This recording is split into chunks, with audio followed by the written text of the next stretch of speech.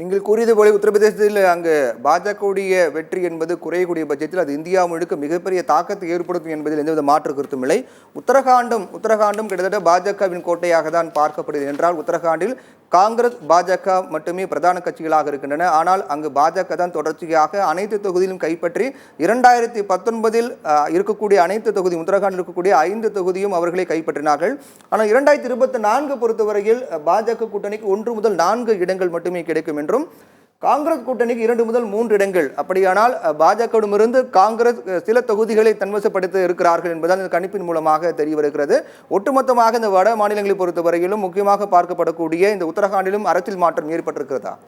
பிரவீன், உத்தரகாண்டை பொறுத்தவரை புஷ்கர் சிங் தாமி அங்கு பாரதிய ஜனதா கட்சியின் ஆட்சி நடைபெற்று வரக்கூடிய சூழ்நிலையில் உத்தரப்பிரதேசத்திலிருந்து பிரிந்த மாநிலம் என்பதால் உத்தரப்பிரதேசத்தின் அந்த அலைதான் அங்கு உத்தரகாண்டிலும் ஏற்படும். அதன் எதிரொலியாகத்தான் உத்தரகாண்டில் பாரதிய ஜனதா கட்சி அதிக இடங்களில் வெற்றி பெறுவதற்கான வாய்ப்பு இப்போதும் இருக்கிறது. இருந்த போதிலும் காங்கிரஸ் கட்சி அங்கு கடுமையான போட்டியை அளிக்கிறது என்பதுதான் நமது வாக்குக்கணிப்பு முடிவுகளின் மூலமாக உத்தரகாண்டில் தெரிய வருகிறது. பிரவீன், பீகாரும் 40 எம்பி தொகுதிகள் கொண்ட மாநிலமாக பீகார் இருக்கின்றது. பீகாரில் 2019 நடைபெற்ற நாடாளுமன்ற தேர்தலில் பாஜக 17 இடங்களில் போட்டியிட்டார்கள், 17 இடங்களையும் கைப்பற்றினார்கள்.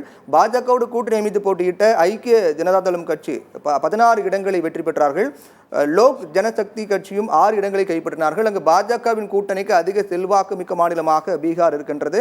ஆனால் தற்போது இந்த பீகார் எடுத்துக்கொண்டால் 2024 இருக்கக்கூடிய நிலவரம் என்பது மாறி இருக்கின்றது. பீகாரை எடுத்துக்கொண்டால் 40 இடங்கள் இருக்கக்கூடியது. பாஜக கூட்டணிக்கு 9 முதல் 12 இடங்கள் மட்டுமே கிடைக்கும் என்றும், அதே போன்று காங்கிரஸ் கூட்டணிக்கு 15 முதல் 28 இடங்கள் வழக்கத்தை விட அதிகமாக தான் தற்போது பீகாரில் காங்கிரஸ் தான் கோலிச்சு போகிறார்கள் என்பதுதான் இந்த கணிப்பின் மூலமாக தெரிய வருகிறது. இந்த அரசியல் மாற்றம் ஏற்பட என்ன காரணமாக இருக்கிறது? பிரவீன், பீகார் மாநிலத்தை பொறுத்தவரை அங்கு நிதிஷ்குமார் இந்தியா கூட்டணியை கடைசி நேரத்தில் உடைத்தது அந்த மாநில மக்களிடையே ஒரு மிகப்பெரும் ஒரு கொந்தளிப்பை ஏற்படுத்தி இருக்கிறது. அதனால் இங்கு உத்தரப்பிரதேசத்தில் அகிலேஷ் யாதவுடன் ராகுல் செய்த பிரச்சாரத்தை போல இங்கு பீகாரில் தேஜஸ்வி யாதவுடன் அங்கு ராகுல் காந்தி செய்த பிரச்சாரம் மிகப்பெரிய அளவில் அங்கு வீச்சை ஏற்படுத்தி இருக்கிறது. இதனால தான் அங்கு ஐக்கிய ஜனதா தளம் இந்த முறை படுதோல்வியை சந்திக்கும் என்பதால் அதனுடைய விளைவாக பாரதிய ஜனதா கட்சி அங்கு குறைவான எண்ணிக்கையிலேயே அங்கு அங்கு வெற்றி பெறக்கூடிய வாய்ப்பு இருக்கிறது. காங்கிரஸ் ஆர்ஜேடி கூட்டணி 30 இடங்களில் வெற்றி பெறுவதற்கான வாய்ப்பு இருப்பதற்கான காரணம் அங்கு அங்கு ராஷ்டிரிய ஜனதா தளம் காங்கிரஸ் கட்சி கூட்டணி இடையே ஏற்பட்டுள்ள ஒருங்கிணைப்பு. அங்கு ஐக்கிய ஜனதாதளம் பாரதிய ஜனதா கட்சியிடையே சீட் ஷேரிங்கில் இருந்து இப்பொழுது பிரச்சாரம் வரை இங்கு அவர்களுடைய முரண்பாடுகள் தலைதூக்கி இருக்கக்கூடிய சூழ்நிலையில் பீகாரில் பாஜக ஜேடியு கூட்டணி பலத்த அடி வாங்கும் என்பதுதான் நமது வாக்குக்கணிப்பு முடிவுகளின் மூலமாக தெரிய வருகிறது. பிரவீன், கண்ணன், சத்தீஸ்கரை பொறுத்தவரையில் 11 நாடாளுமன்ற தொகுதிகள் உள்ளன. சத்தீஸ்கரில் 11 நாடாளுமன்ற தொகுதிகள் இருந்தாலும் கூட அங்கு பாஜக அதிக செல்வாக்கு கொண்ட மாநிலமாக இருக்கின்றது. காங்கிரசுக்கும் ஒரு கணிசமான வாக்கு வங்கி உள்ளது என்பதுதான் 2019 காட்டுகிறது. 2019 பொறுத்தவரையில் பாஜக 9 இடங்களில் சத்தீஸ்கரில் வெற்றி பெற்றார்கள், காங்கிரஸ் 2 இடங்களை கைப்பற்றினார்கள். தற்போது இருக்கக்கூடிய நிலவரம் என்பது சற்று மாறி இருப்பதுதான் தெரிகிறது.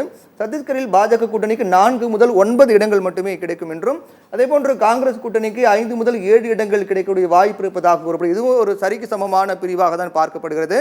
அங்கு சத்தீஸ்கரில் இருக்கக்கூடிய அரசியல் நிலவரம் என்ன, இந்த அளவுக்கு கணிப்புகள் வருவதற்கான காரணம் என்ன? பிரவீன், சத்தீஸ்கர் மாநிலத்தை பொறுத்தவரை அங்கு சட்டப்பேரவை தேர்தல் நடந்து முடிந்து ஓராண்டு தான் ஆகிறது.